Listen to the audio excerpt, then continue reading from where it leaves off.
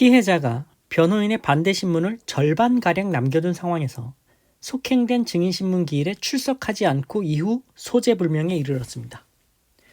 그러니까 피해자 증인이죠. 변호인이 반대 신문을 반만 한 거예요. 그래서 시간이 없으니까 다음 기일에 속행했는데 그 증인신문 기일에 출석을 하지 않고 소재불명이 되었습니다.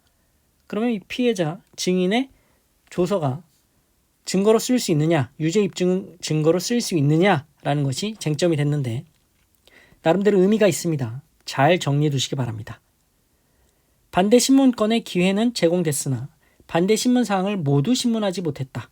반 정도 남았다. 그 증인의 법정 진술이나 진술이 기재된 증인신문 조서, 수사기관 작성 조서의 증거 능력을 인정할 수 있는지 여부가 문제가 되었습니다. 결론부터 말씀드리면 안 된다라는 거죠. 반대 신문이 제대로 행사되지 못했습니다. 당연히 증거 능력 없습니다.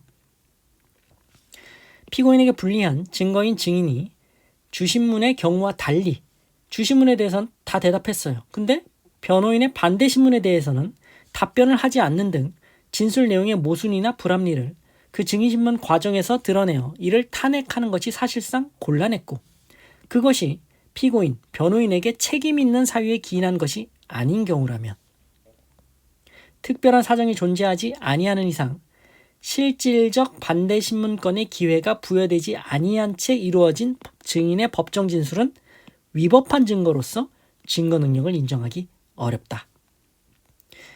이 경우에 피고인의 책문권 포기로 그 하자가 치유될 수 있으나 그 책문권 포기의 의사는 명시적인 것이어야 한다. 원칙적으로는 위법한 증거다. 증거 능력 없다. 형소법 314조에서 그 진술이 특히 신빙할 수 있는 상태 하에서 행하여졌음이라 함은 진술 내용이나 조서의 작성에 허위 개입의 여지가 거의 없고 그 진술의 내용의 신빙성이나 임의성을 담보할 구체적이고 외부적인 정황이 있는 경우를 가리키고 이에 대한 증명은 단지 그러할 개연성이 있다는 정도로는 부족하며 합리적 의심의 여지를 배제할 정도에 이르러야 한다. 자, 다 아시는 내용이고 자, 이 부분 한번 읽어보시고요. 314조에 관한 내용입니다.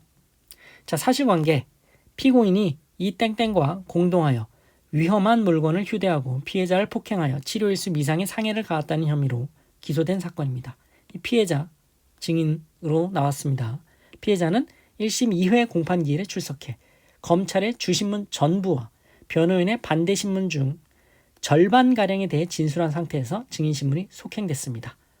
절반을 남겨뒀겠죠. 근데 그 이후부터는 법정에 출석하지 아니하다가 원심에 이르러 소재불명 상태에 되었습니다.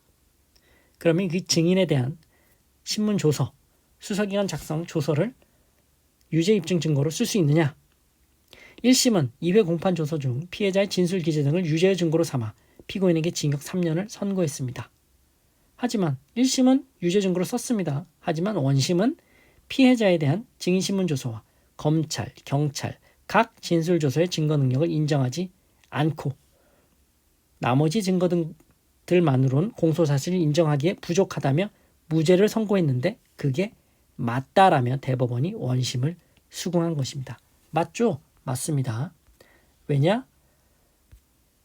실질적 반대 신문권의 기회가 부여되지 아니한 채 이루어졌기 때문입니다. 그것은 위법한 증거다. 자, 반대 신문권 기회 보장은 굉장히 중요합니다. 핵심적인 요소죠. 자, 잘 정리해 두시기 바랍니다. 의미가 있습니다. 마치겠습니다. 고생하셨습니다.